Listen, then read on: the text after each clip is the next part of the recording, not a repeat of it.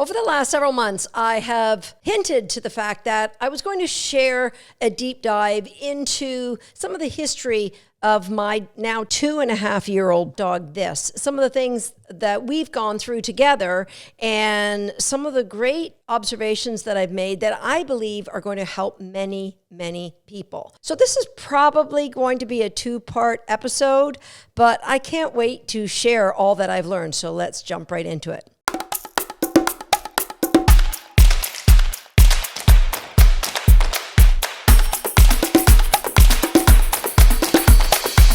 Imagine this. Imagine you have a 19-month-old performance-bred Border Collie, one that comes from a long line of world championship, world team dogs, 4 generations of dogs from different countries that have been on world teams that have won medals at the world championships.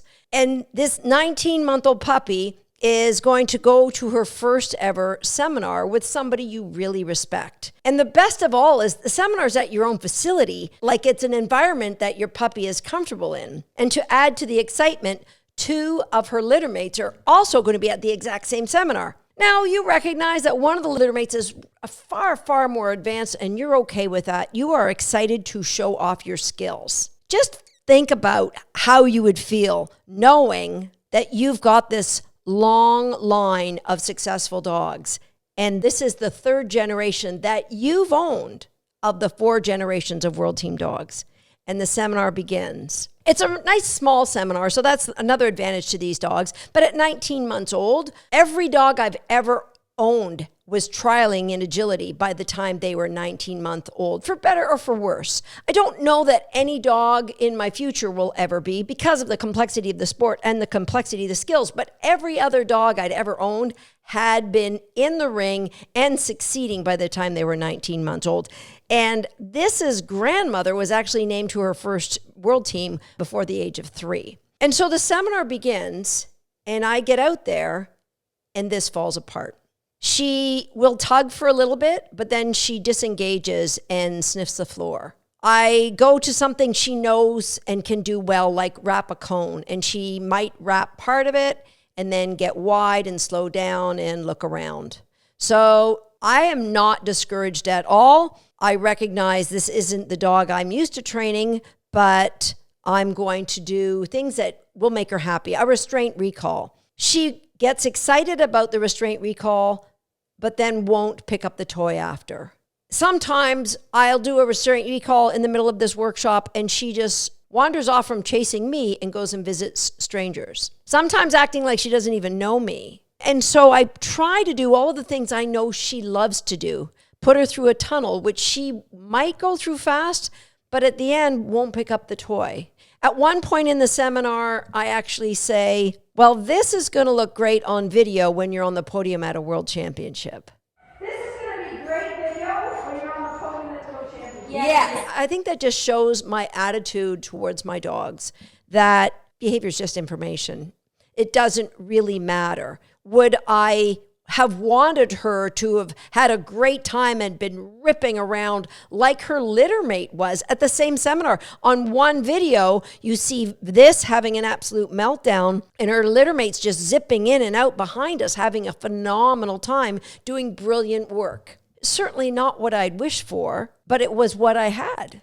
And so from that point, I knew I needed to dig deeper. And what I'm going to share with you is a timeline of things looking back at the records, and know that you can get some realizations when you look at a history, when you look at your experiences that you maybe are not picking up in the moment.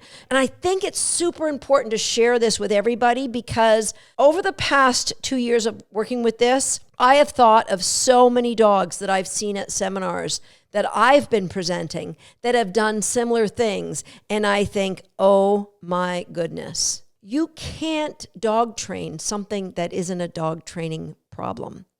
And that's why I never got discouraged. I knew there was an answer.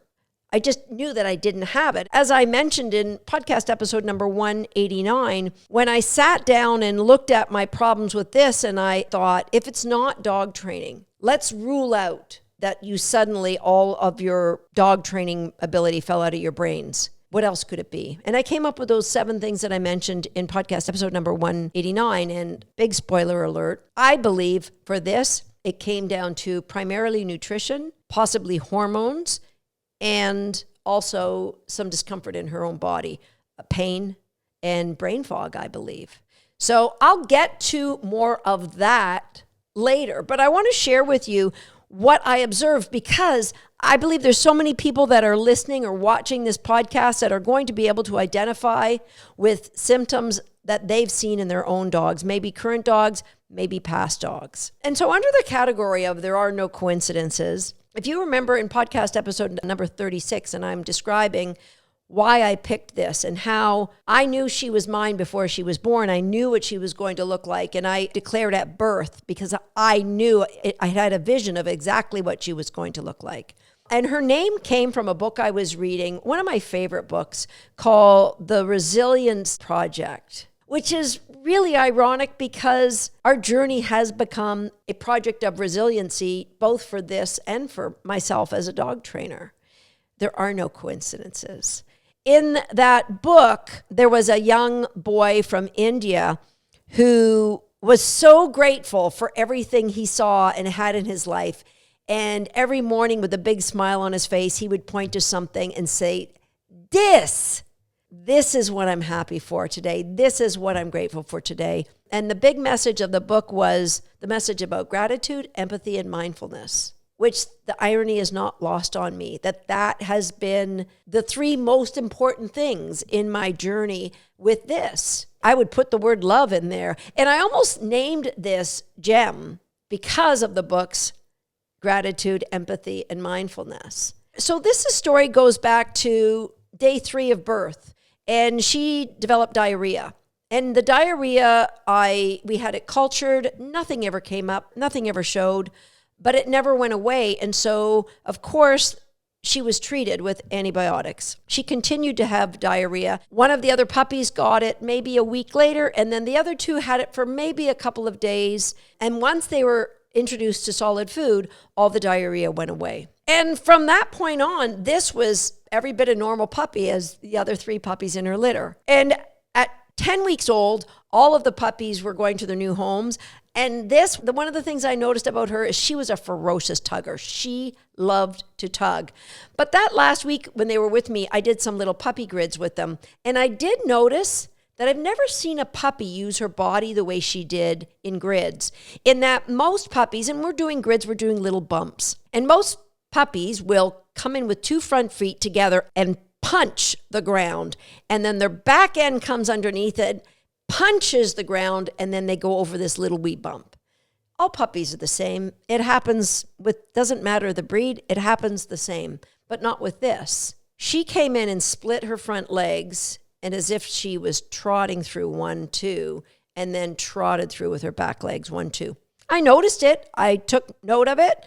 I tried to change the distance of the little bump, but I really didn't give it a second thought.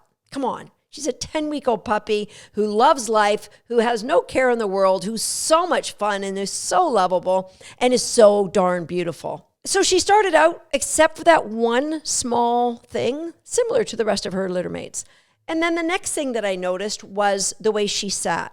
There were 2 different ways she sat. If she sat straight up, she had her rear paws going very east-west and sometimes would put an anterior tilt to her pelvis, almost like taking weight off her back, it seemed. But it was that east-west leg. And I know that I spoke about it on social media. I did a lot of plank work trying to help her to get her legs back underneath her. I wanted her paws in alignment under her knees in line with her hocks at the back. It took a lot of work. It probably took almost a year. The other way she liked to sit is to roll back on her pelvis to take all of the weight off of her feet, almost like tater salad sits sometimes.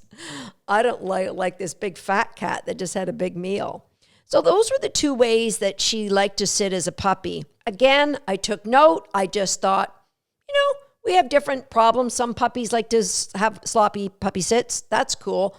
I'll just keep working on getting that nice tight sit. So from 3 months to 6 months, she learned all of our recolor games. She learned them pretty quickly, but she really lacked that Border Collie drive. Even on her restraint recalls, she never really got that pull to get away. And if she got a little more excited, she never came out like galloping. She came out loping, maybe a little bit of a run, but never ever driving. The only time I ever saw her go crazy with drive was when she got a little bit older and I would let her run with her mother in the field. And then it was like all abandon was gone. And she would hit another gear. She could cut like a Border Collie herding sheep. She was beautiful to watch. But I never allowed that to happen too much because I didn't want that to become an obsession for her. And so I ended up using her love of chasing her mother to transfer value to something that I was having a really tough time with, building any value for staying at my side in reinforcement zone to, say, walk on a loose leash. She just didn't want to do that. It is now one of her best skills, all because I use the reward of going for a run or going to chase your mother. And so looking back, what I can now see is she loved chasing birds too. Chasing birds and chasing her mother were activities of adrenaline. The things that I was asking her to do were things that you would expect a burst of dopamine, but it's like the dopamine hits never happened for her. Or if they did, they happened in very, very, very low doses, which is why I did a deep dive on dopamine in one of my podcasts, podcast episode number 174. And that brings us to something that maybe will be more commonplace than some of these other things that I noticed were nuances. She was developing a lower resiliency to fail. And around 7 to 9 months is when she started to have serious resource guarding problems. And I shared all the things that I did with that in podcast episode number 66. As she got older, and I assume started to get more hormonal, she got severely reactive to dogs she didn't know. I mean, she was terrified. Now, there were two things going on. One was, it was the summer of 2021. And so we were in and out of lockdown here in Canada, actually more in lockdown than not. And so other than her early puppy classes, when she was 3 or 4 months old, she really didn't get out much. I forgot to mention, she had terrible car sickness as well.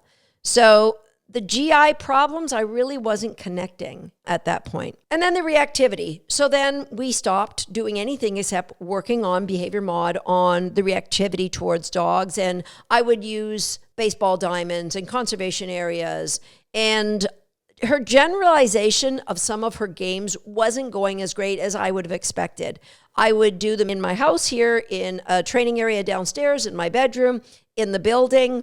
And again, it was hit or miss. And I just didn't see her becoming addicted to training the way you would expect a Border Collie would become addicted to training. Heck, my bulldog became addicted to training. Little things like if I used a remote feeder, it would take more than like 2 or 3 button pushes for the bulldog to say, got this, race out for the cookie, race back to try it again.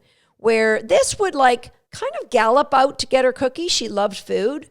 And would like walk or trot back with her little tail going bing, bing, bing, bing, bing, bing, bing. There was never any joy. And that became my number one criteria. Number one, if I can help you to have more joy in your life, your reactivity, your fears are going to go down and your love of work is going to come up. So that became my number one. And so I look at these dogs who at certain ages become more reactive, and I wonder, are they not dealing with the same problem that this was dealing with? And it was a combination of nutrition and brain fog. And also around the same time, this had this unusual startle response to noises. Now, Swagger and Momentum are afraid of thunder and afraid of gunshots. Swagger more than Momentum. This has no problem with thunder, or actually she gets excited. She loves thunder and lightning. No problem with thunder, no problem with gunshots. But if you dropped something, she would pin her ears and leave the room. If she anticipated you were going to drop something as simple as your keys or a book, or she had an unusually high startle response, and then would develop phobias to areas. So a lot more counter conditioning to help her overcome these fear responses, both to noises, but particular to the areas that she was developing these phobias to. And so I looked for opportunities to bring joy. I had at that time shaped Tater to chase the squirrels away from the bird feeder. I had a bird feeder on my window. I liked to watch the birds eating while I ate my breakfast. And so Tater just had to put up his paws on the window ledge and the squirrels would run away. And so I thought that was great. Well, I put it on cue. The cue was the word squirrel. And it didn't take this long to get in on the act and start screaming and running and barking. And I thought that was amazing. I'd never seen her get excited about anything other than chasing her mother. So I put that on cue for her. Now, eventually it became an obsession where she would just rest her head on the windowsill all day waiting for squirrels. So I had to remove the bird feeder, sadly, because that's no way for any dog to live either. And that behavior will come back if you say the word squirrel, but it's gone from her just waiting all day for a squirrel to show up. And so it was always about, where can I create more joy for this dog? And about the same time, between 9 and 12 months, what I also noticed is if I took her out and did any training, if I trained her down in the basement, if I took her out to the building, if I did anything that required her in a thinking brain, it didn't matter if it was a 3-minute session. She would come into the house, she would go into my bedroom, on my bed, lay out flat, and stay there for 2 to 3 hours and decompress. It didn't matter what went on. Someone could knock on the door and she would still be there decompressing. Now, she could go for an hour hike and that wouldn't bother her at all. She could chase her mother and we put a GPS on her and she would go like 15 kilometers on a walk chasing her mother. No decompression needed. Only when you put her into her thinking brain, and even for a period as short as 5 minutes. So all of these things were obvious to me. And so I decided at a year old, there's no sense even attempting to train agility with her. Because what was going to happen is this dog who had very little joy for anything, she never said no to training and she always loved to tug. But I didn't want that blasé attitude to be transferred to agility. And so what I did is I focused on her fitness, and every week I would work on new exercises. Carolyn McIntyre would come here and often give me new exercises for her to work on to strengthen her body. We fixed that sit of hers. And I also started doing jump grids. So my good friend Kim Collins would send me jump grids to do with her. And jump grids I thought would be great because it was an easy predictor for her to get a reinforcement.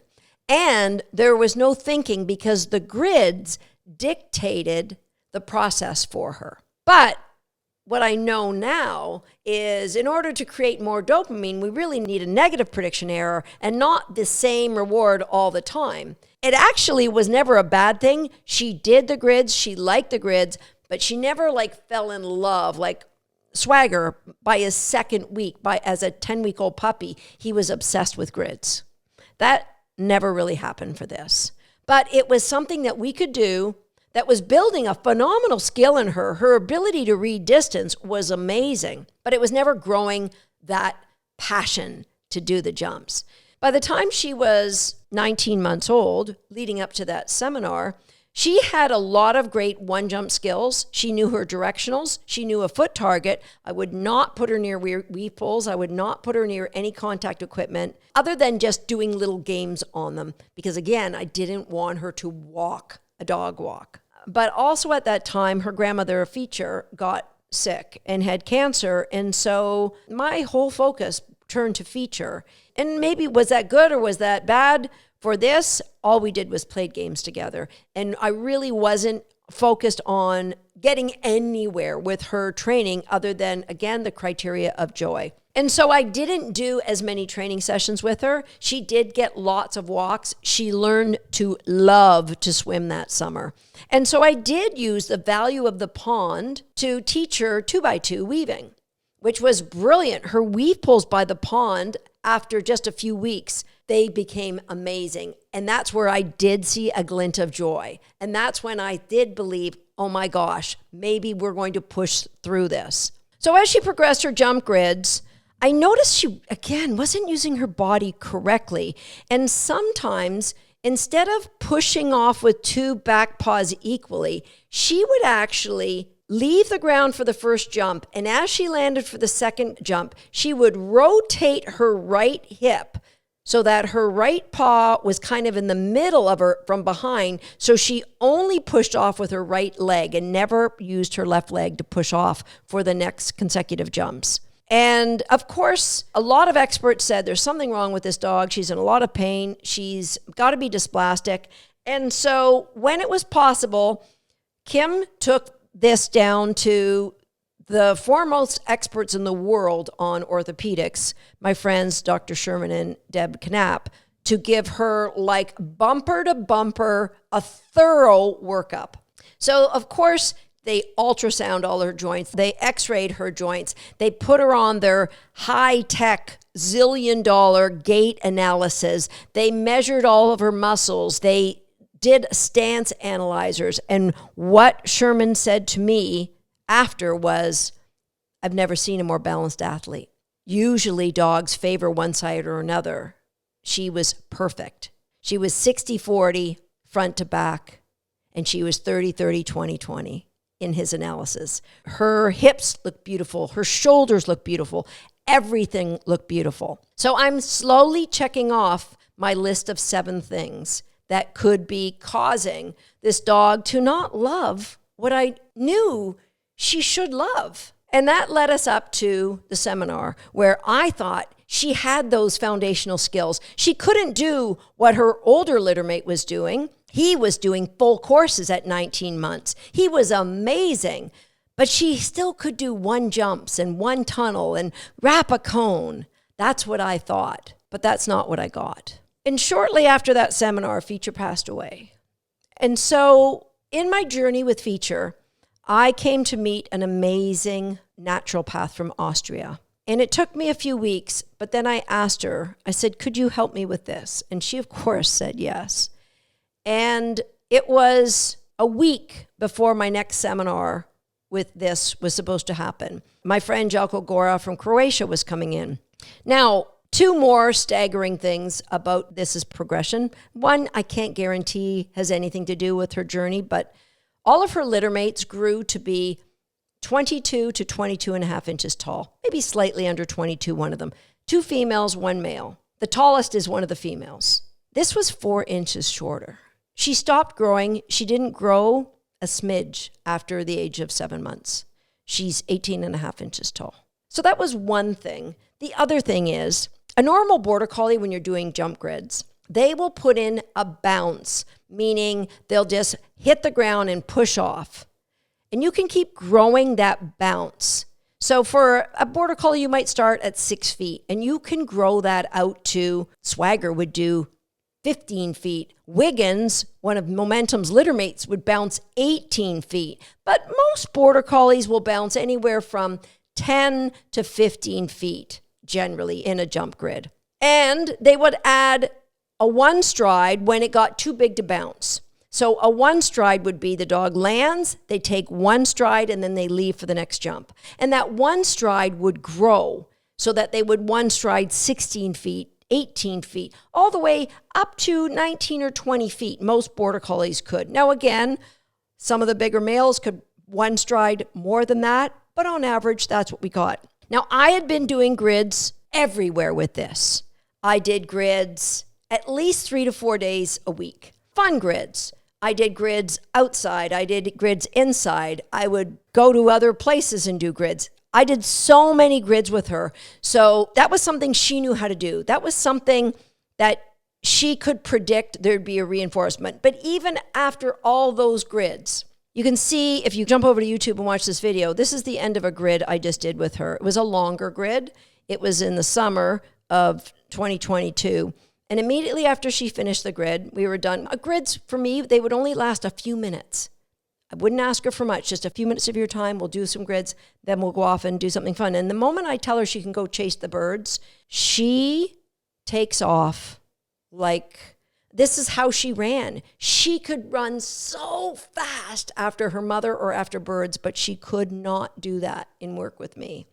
Anything that involved thinking, she could not do it. And so from August until now, April, I had worked with Kim Collins, brilliant jumping coach. And we had created some amazing skills and confidence with Thissy. Because when she was even 15 months old, she would not jump higher than 12 inches. If you put it over 12 inches, she would try to go under it. Would not do it. And Kim, with Kim's help, we got her in a set point going up to 22, 24 inches on one jump. But her bounce, she would not bounce more than 8 feet. Remember a normal Border Collie? They would bounce maybe 15 feet, but at least 10. She would not bounce more than 8 feet. And that one stride, it came in at 15 feet. And so there's a lot of symptoms that I want you, this is a long podcast, and that's why it's going to be 2 parts. There's a lot of symptoms that it's easy to just ignore and go, that's quirky, that's my dog, or that's the way he holds his blank. But if you put all of these symptoms in order, they will add up to something. And so you've got to know you cannot dog train something that isn't a dog training problem. And I'm going to give you a spoiler alert for the next installment of Shaped by Dog, where I talk about what I did and where we're at now, is I made some diet changes. And 3 days after, I had just done a grid where I got a bounce at 8 feet and a one stride at 15. I did nothing else with her. I changed her diet. I went out and I set up the grid again, and she bounced with power at 8 feet, and then bounced 9 feet, and then bounced 10 feet, and didn't put in a stride until 11 feet, and then didn't put in a one stride until 12 feet. Remember, she would one stride all the way up to 15, and then at 15 feet would put in a second stride? After just changing her diet and doing nothing else, now she not only would one stride 12 feet, she did 13 feet and 14 and 15, all the way up to 20 feet. Nothing changed. She had never one strided beyond 15 feet in her life. And suddenly she was one striding up to 20. So definitely that change of nutrition made a massive difference. It was like a brain fog cleared for her. It was like a pain in her gut was gone. And so in the next Shaped by Dog episode, I'm going to share with you why I think this was so dramatic, and knowing I was feeding the best dog food in Canada, and I would put that up with the best dog food anywhere in the world. I'm going to share with you why it wasn't the right food for this, what I did, all of the retraining that I've been doing since then, and where we're at right now. I'll see you next time right here on Shaped by Dog. Cooker's fam. Now he's diving in. It's time for you to dive into some fresh content. You're not going to know it's there unless you hit the subscribe button. And be sure to turn on the notification bell so you'll never miss another video. And if you're already a subscriber, well, let's have a party for you. A little bit of reinforcement.